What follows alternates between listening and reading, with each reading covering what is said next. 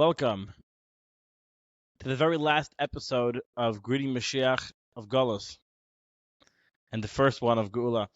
No, but on a serious note, I'm very serious. Episode 34 of Greeting Mashiach podcast. I am your host, Simcha Fish, and this is my co-host, Levi Palachenko. It's an exciting time. There is so much going on in the world of the Rebbe Sicha, so much going on in the world of the parallel world of the world. It's exciting. We have Syria, we have Vayishlach Nun Beis, we have Vayeshev Nun Beis, and how it all comes together. So, why don't you fill us in on the news, Levi? Yeah, so breaking news, actually. What's it called? It's actually very, very, very incredible things that are going on in the world. You know, we had the complete takeover of the Syrian Assad regime, which is I was just listening to an interview with I think he was a general or for sure an officer in the times of the Six-Day War, Yom Kippur War, and he was saying how Netanyahu recently flew on a helicopter to the Mount Hermon, and specifically to the territory in Syria. But he was saying how it's incredible. Literally, he's never in his mind ever imagined the possibility of just seeing the Prime Minister of Israel on Syrian territory.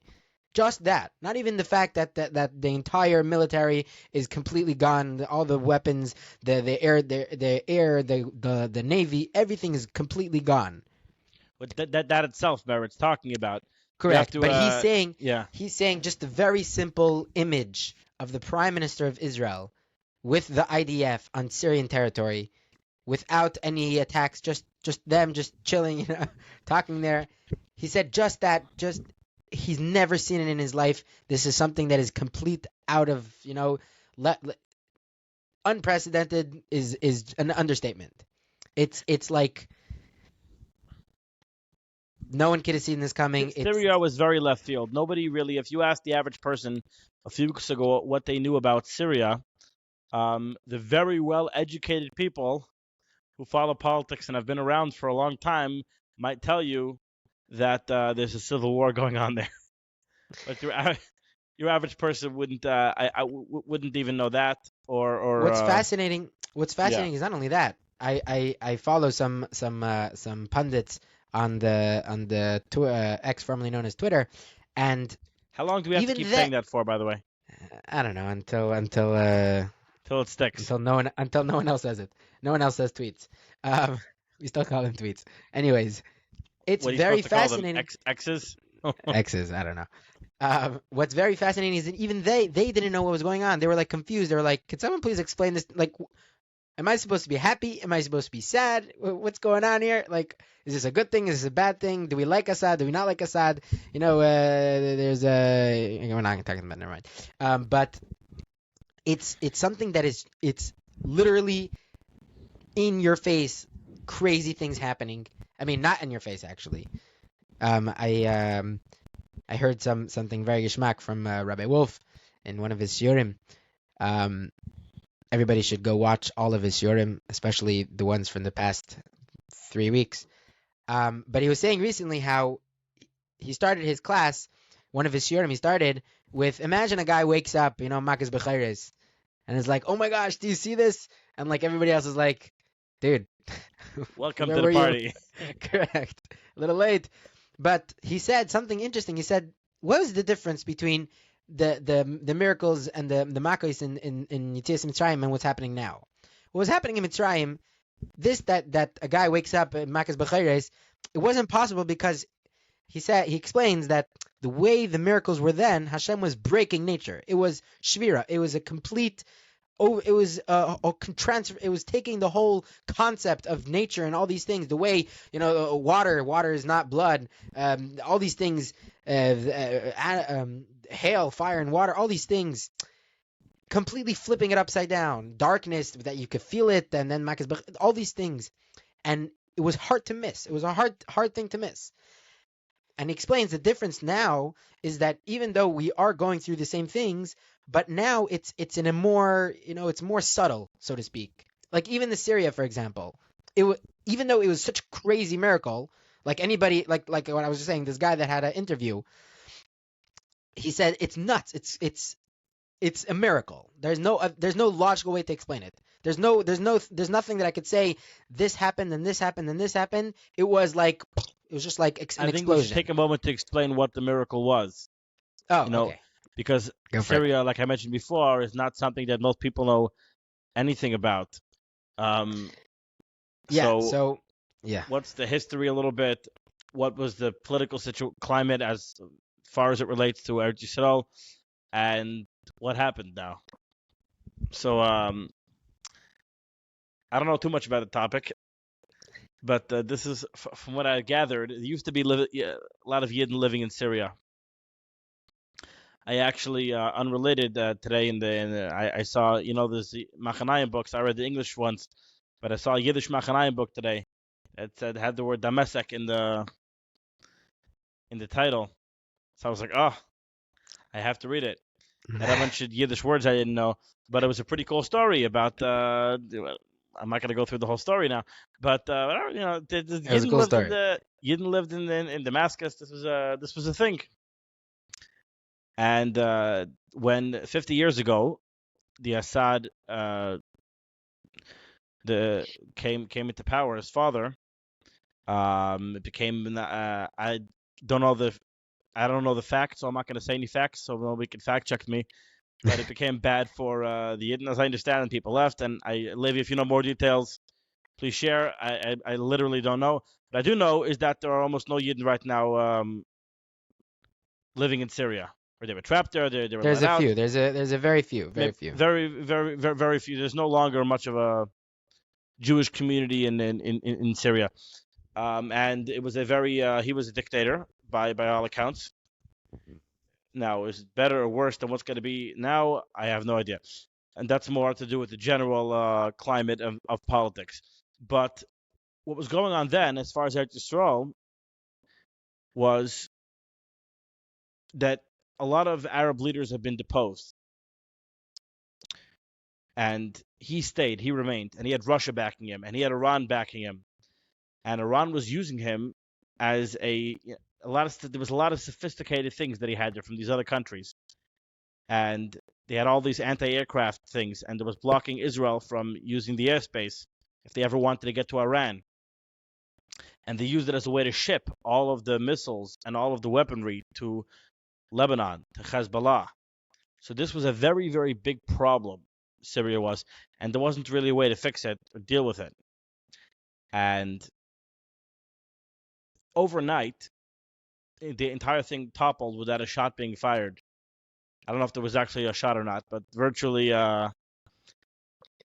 because of the It was war that Israel was in, put Iran in a weak position, having spent a lot of its wealth, and Hezbollah also. Hezbollah, right? The amazing miracles that we saw, the way that Hashem did for the Yidden with Hezbollah, the way with the pagers and blowing up and bombing and all the things, and with Hamas, everything is on its crippling, falling to its knees, and being blown to bits.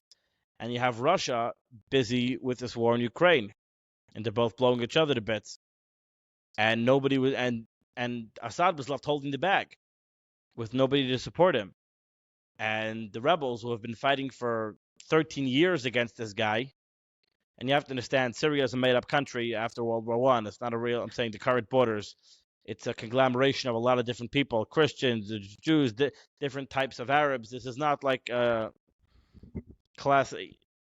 It's always been a tense region. It's not there isn't just one population there who lives there. It's a bunch of different people, amalgamation put together that never really worked properly.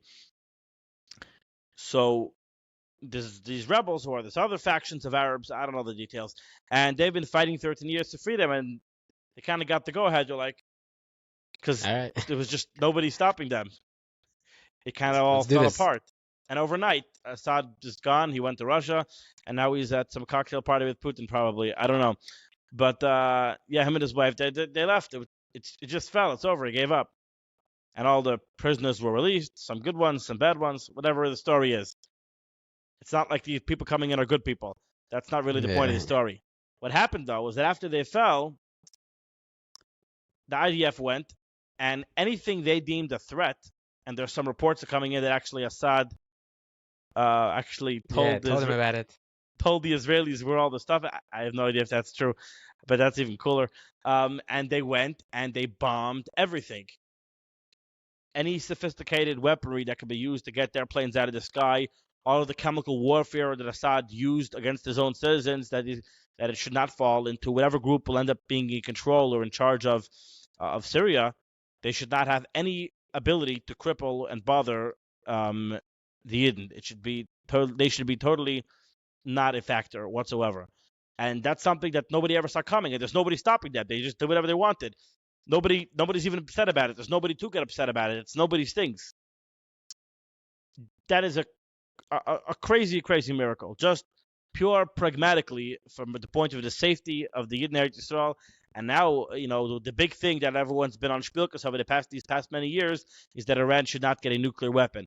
And the path to destroying that is becoming increasingly more likely, especially with our new president coming in very soon with his whole entourage of pro-Israel people coming with him. That's on the physical side of matters. But there's also the spiritual side of matters. And the Rebbe spoke in the Mem Aleph or whenever it was. I guess I didn't do my proper research. But whenever it was that the Rebbe was speaking about Damascus, the Rebbe wanted very much they should go into Damascus, if only a day. I'm not going to say if they should wave the Israeli flag, but they should wave they should conquer for a day. From a military standpoint, to show them that they have the Stolz, we're in charge. But also from a spiritual standpoint. I don't know if they ever quoted it, but it's the same idea. But there's a medrash of Shimon ben Yochai going around that when Damascus falls, Moshiach is able to come. There's something associated with Damascus falling. The power of Damascus falls, then that enables the Geula to happen. And the Rebbe was saying that if even a day, they should conquer it, that this is important. I heard by Fabrengen in 770, David Nachshon, he said that the Rebbe said that they need to conquer Damascus, and if they won't do it, they'll end up having to do it. They'll be forced in a situation where they'll have to do it. But this is something that needs to happen. So this is really an amazing thing, and it's a big miracle. And we can always mention it's so important to recognize the miracles that happen around us, especially the ones connected and associated with the Geula, because Chizkiah made the mistake of not recognizing the miracles, and that's why he wasn't Zecher ben Mashiach. We need to make sure to keep our eyes open to fix that mistake, to make sure that we are recognizing, but also this helps us to open our eyes to realize what's going on around us. You always say, how do we live Geuladik? How do we make it real by us? How do I make it a reality? This is how you do it. You see what's going on. You don't ignore it. You say, hey, that's so cool. The Geula's not coming. You say, yeah, you can be cynical about it. Yeah, I know it's coming, whenever. No. It's things like this that get you excited, that make you care about it, to open up your eyes to this Geula reality. It's so important. I was having a conversation with somebody recently, without any names, not a Lubavitcher. And I made some comments about Mashiach, as I want to do. And he just was like, you don't got to eat, sleep, and drink about Mashiach. Every day he'll come whenever he comes. And that's the end of the story. There's more important things to care about. I'm paraphrasing, but that's almost exactly what he said. That's almost word for word what he told me. And as the Lubavitcher, that's so. I don't even know. That's not something you think still exists today. That's not something you really even think about. Like, what? But you have to remember this concept as it exists. This part of us that wants to think that. There's part of us that says, "Okay, he'll come whenever it is, and let me live my life." And that's kind of the mode a lot of us are on most of the time. I know we know Mashiach's important, obviously, but the way we're practically living and what's our whatever, we're living our life. I'm eating, I'm sleeping, I'm drinking, and I have more important things to do. Obviously, for those who are wondering, it's very important to eat, sleep, drink, and everything else should be Mashiach. You need to be entirely one-track minded about Mashiach, like the Rebbe says. And everything you do, you should, for mind, should always jump to the Geula. It says, "L'shwascha kavinu kol hayom." The entire day, you need to be pining for the redemption, awaiting the Eibishter's salvation. And the Rebbe brings, I believe, from the Chidah that it's in the merit, ki l'shwascha, because we are pining and hoping for them. That's what, and that's chus. Although we've earned it already, but you see how the connection. That's what brings the Geula. It is important. And we await his coming every day. The Rebbe talks in the Sikha and told us, Tavshin Abayz, how about the Avidah Shal Mashiach, that the very first moment, I'm not going to go through the whole Sikha, but when you wake up, the very first breath, even before you say Mada'ani, that first existence, that you're awake, you're alive, you're breathing, that's got to be about Mashiach. Your whole existence is Mashiach. Like yes, this is the most important thing. This is what it's about. Yeah. But we have to remember it, and the way we do, one of the ways we do that is obviously the most important way is by learning about it. For those, just a little plug on my personal YouTube channel, Simcha Fish. It's Simcha and Fisch. You could find I had a hiatus for a few months, but I started posting again the Tuesday night Mashiach share in 770. Just this week I posted a share all about Chanukah Lasud Lavai. Bacher gave a share. How are we going to celebrate Chanukah Lasud Lavai? What happens if in the middle of Chanukah Mashiach comes? So let's say it's the second night of Chanukah, and now Mashiach comes. Are you going to light now, like Beis Shammai, 7 candles or 2 candles or 1 candle? Because you can't. How does it work? What's going to happen? Or if you're going on a trip and you're going for 1 day, make sure you plan to bring enough candles in case it's Mashiach comes and it's like Beis Shammai. So you're going to have enough candles. Enough candles on your trip. For more information. More information, go see there. Just learning about it. But aside from that, what we're talking about here, seeing the miracles. This really changes your mind. Everything you see, we're human beings. Everything we imbibe that comes into our focus, our eyes, our ears, to our senses, it becomes part of us. If you're surrounding yourself with things and miracles and things about Mashiach, it's going to change you. It will make you more Geula conscious. And that's what we're trying to do. If we're here to prepare ourselves for the Rebbe, take us out of Golas, that's how we do it. So, just that's crazy stuff going on over there. I literally saw, I don't know, a few minutes before I recorded this, someone posted, and I saw it on Nashtarog that in Congress, they had a Hanukkah celebration. Do you see that? Yeah. They had they lit a menorah in the Congress with Mike Johnson, the House Majority Leader, with Hakeem Jeffries, the Minority Leader, and with one more guy. Chuck Schumer. And Chuck Schumer. Yeah, Senate Majority Leader. So, and the menorah, what was unique though was the menorah was made out of remnants from a Hamas rocket. And on the menorah, there was a plaque there that said, that they will beat their swords into plowshares. That you're taking the actual rocket and using it as a menorah. I mean, that's amazing. You had people being a mysterious nefesh to light the menorah in the middle of Russia somewhere. And here you have in the capital of the most powerful nation, with the Hamas rockets, with the Chit Chavais L'Itin lighting a menorah. I mean, if that's not the Mashiach event, I don't know what is. This is a truly amazing times that we're living in, and you have to remember, it's not Stam. This is the Rebbe influencing the world, changing it and breaking it. It's already ready, but in a revealed way, revealing this readiness for the Geula. Yeah. Wow. It's crazy times we're living in, and it's funny because we record this and then we put it out on a different day. Like the things that happen between recording and putting it out, it's like so many things happen. It's. Let me tell you what's going to happen tomorrow. No. It's Here. Whatever is happening, look at it as if you were in Mitzrayim and it literally the last Makkah's. This is Makkah's Bechiris. You know, you have That's very interesting.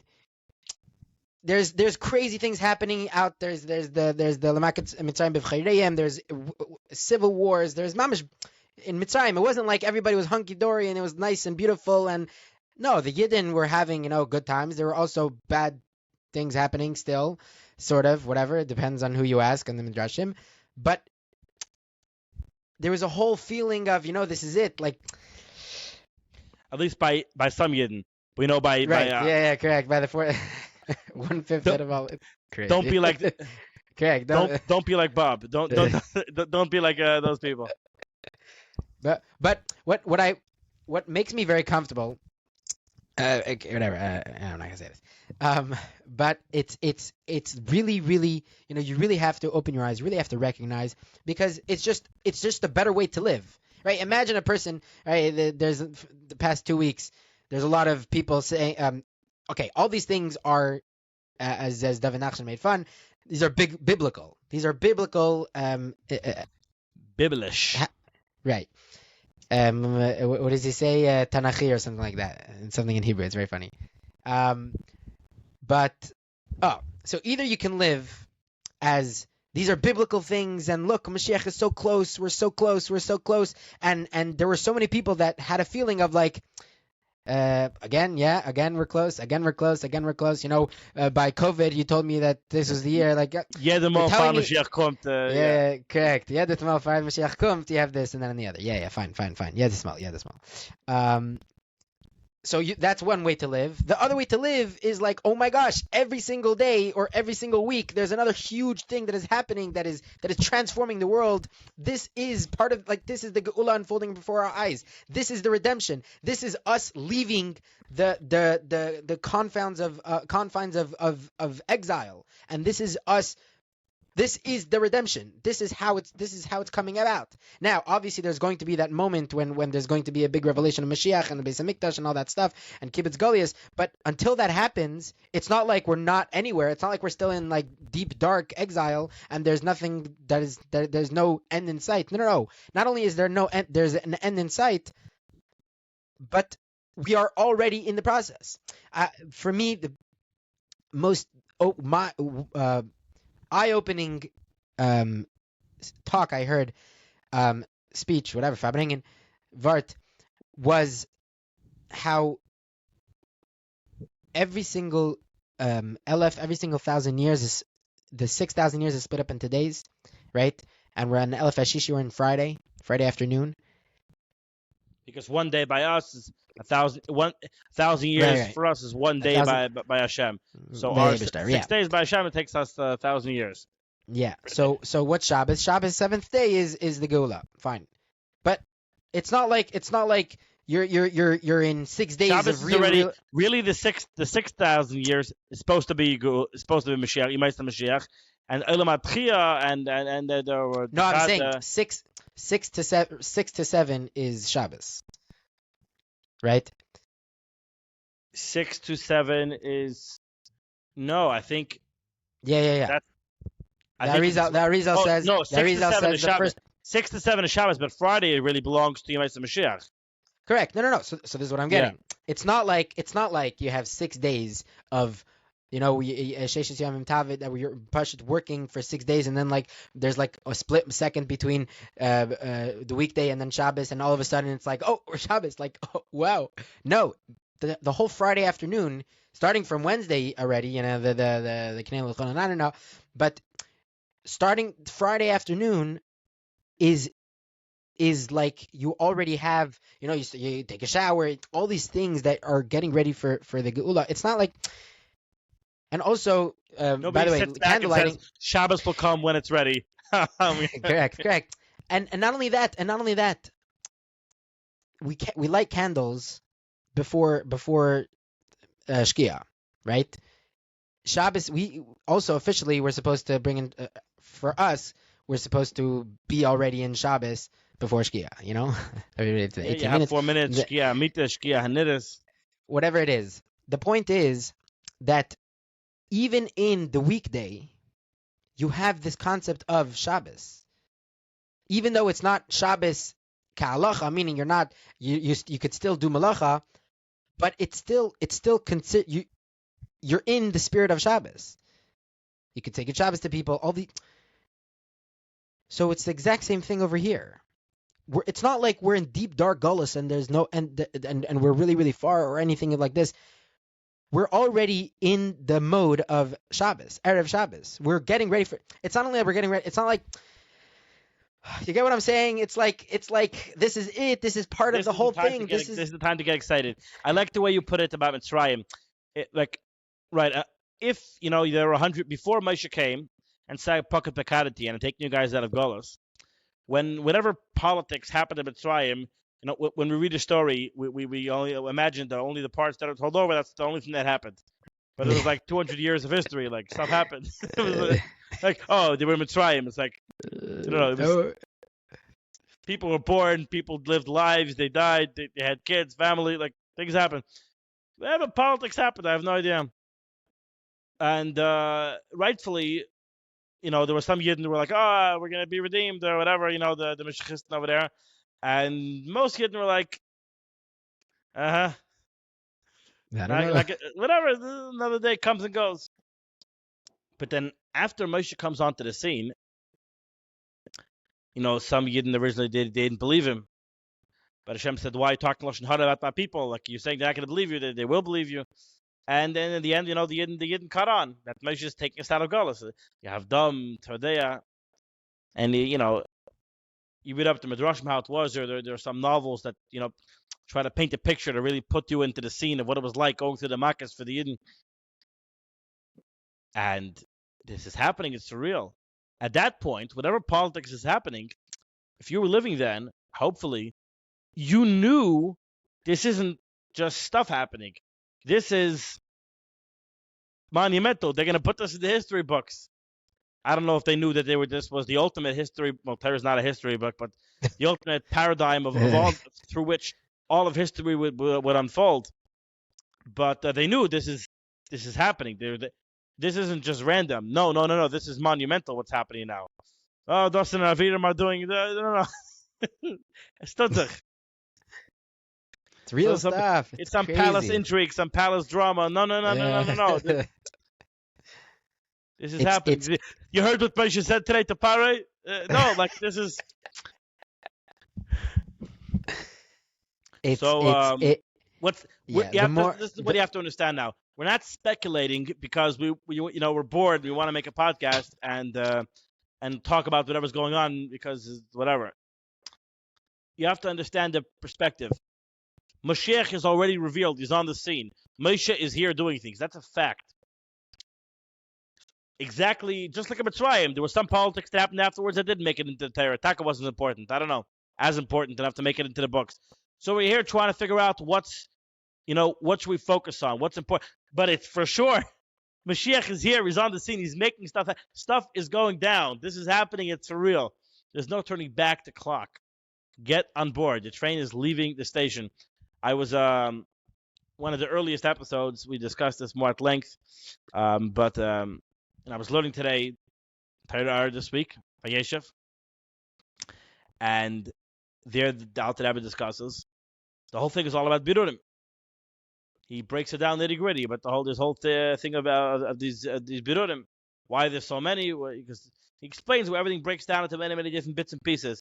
Everything starts off more unified at the beginning as it goes down into the worlds. Breaks into a lot of pieces. That's why there's so many sparks to purify. He explains the Shvatim might purify all the spiritual mechanics. I'm not getting into it.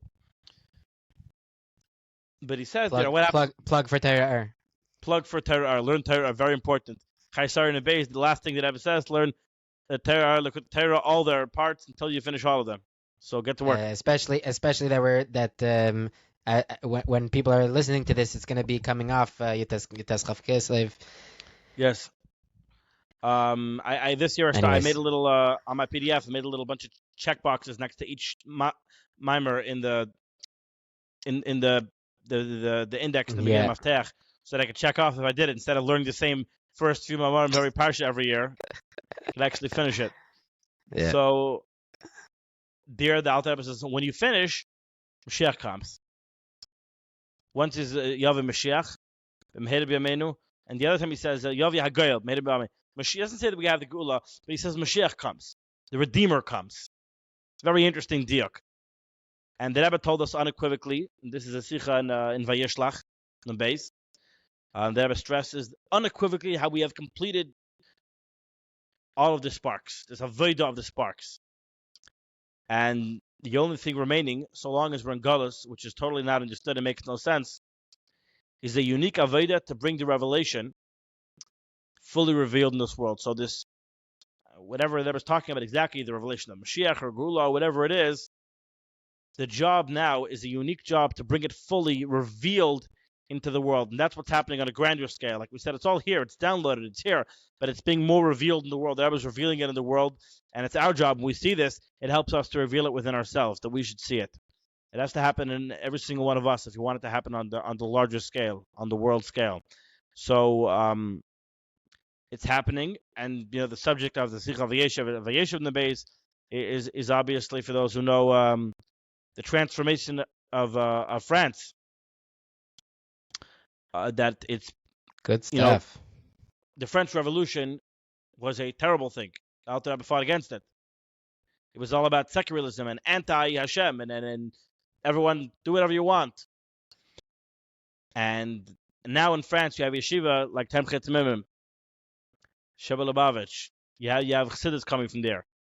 And the Rebbe says this completes. The world is transformed. The world is transformed. It's happened. We just have to realize. Look what's going on.